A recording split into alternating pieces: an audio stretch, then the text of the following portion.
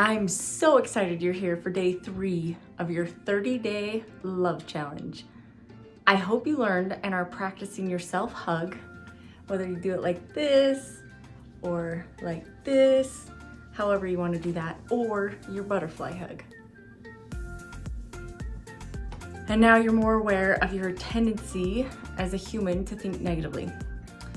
You've been armed with the medulla challenge to set yourself straight, all out of a love for yourself. So for today, to start, what do you think caused these type of consequences for us? Number 1, high blood pressure. High blood pressure can lead to strokes, heart attacks, kidney damage, vision loss, and for the men down south, not standing at attention. Number 2, stress hormones. Those can interfere with your hormonal balance. Number 3, muscle tension, like having your neck, chest, and shoulders feel like concrete slabs or full of uncomfortable knots. Number 4, oxygen and CO2 imbalance in your blood, which can lead to fatigue, headaches, and the energy of a sloth on a bad day. Number 5, a weakened immune system, leaving you as vulnerable as a computer running the Windows 95. Number 6, anxiety. Number 7, lack of concentration. Number 8, poor posture, which can make you look like a question mark. Number 9, panic attacks. So what do you think causes this havoc in our bodies?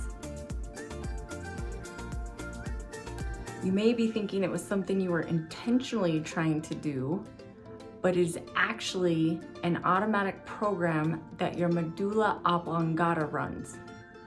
Your breathing. When you aren't properly breathing, you expose yourself to all these negative consequences. That's crazy. So you just need to breathe. Seriously, your life really is depending on it in more ways than one. This is a quote, nearly every physical problem is accompanied by a disturbance of breathing. That's from Hans Willer, medical doctor. So translation, if your breathing is a hot mess, your body might be too. Another quote by Paul Bragg, shallow breathers poison themselves. Yep, you heard that right. Poison yourself. No pressure. Let's just start with a quick self-check.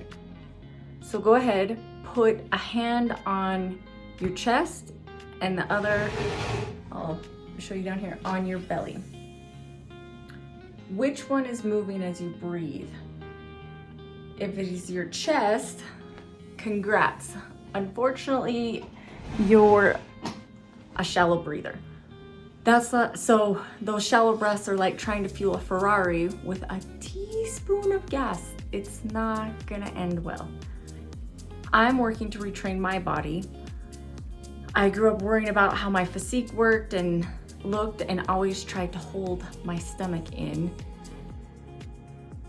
Not to mention the severe trauma that I was exposed to and the chronic stress that brings when it's not handled right. So the last couple of years I've been working to navigate that and allow my body to regulate and de-stress and let go of those chronic stress symptoms. But it's still something that I'm working on. It's a long time for me. Hopefully for you, it doesn't take as long. So I naturally have shallower breaths when I am stressed. So I notice that I do these when I'm working on projects. I'll hold my breath without even really realizing it. My mental capacity is going towards thinking. So it makes it so that I do have these shallow breaths. So this has led to my chest being tight, my neck, headaches, poor posture, fueling anxiety, and of course, these symptoms are harder to recognize, but as they pile up over time, they do have long-term detrimental effects to our health. So when you are stressed or trying to solve many life problems like why your blender broke this morning, your breathing goes rogue. Shallow, chesty breaths send a red alert to your nervous system, which fires up your amygdala to activate the troops so they are ready to fight or flight. Your body thinks it's being chased by a bear, but really, you're just late for a Zoom meeting, but your body's not reacting that way. So what's the fix? Diaphragmatic breathing, in other words, the kind where your belly moves and not your chest. It's like upgrading from a flip phone to a smartphone. Fancy, efficient, and for sure life-changing. So here's how to check that you're breathing right, and particularly as you're trying to retrain your body, it helps to have your hand on your chest and on your belly. So if your chest is moving as you breathe, you can kind of see mine doing that. You want to make sure that your hand is going out. It's hard to kind of talk to you and do it at the same time, but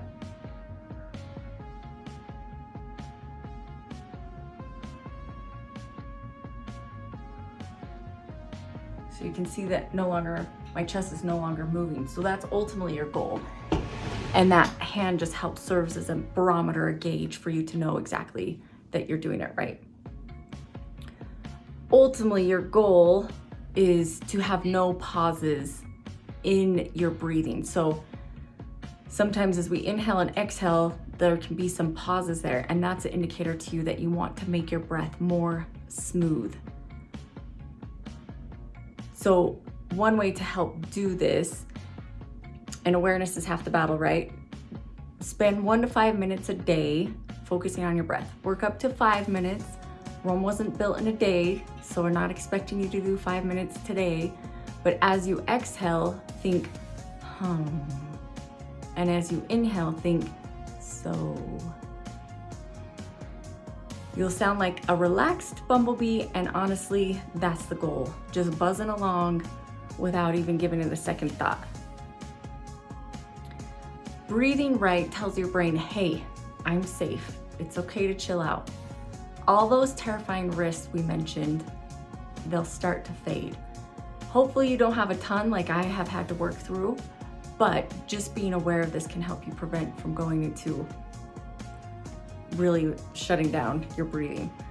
You'll go from fight or flight to I've got this, and your whole being will benefit from a free and simple act of self-love. You are literally retraining your medulla oblongata to do its job properly. We all get complacent without some checks and balances, so knowledge is half the battle, and the other half of winning the battle is applying that knowledge. I make this part of my bed morning routine. Yes, I know, I have a morning routine before I even leave the bed. Don't judge me. It's like giving myself a mini spa treatment before my feet even hit the ground for the day.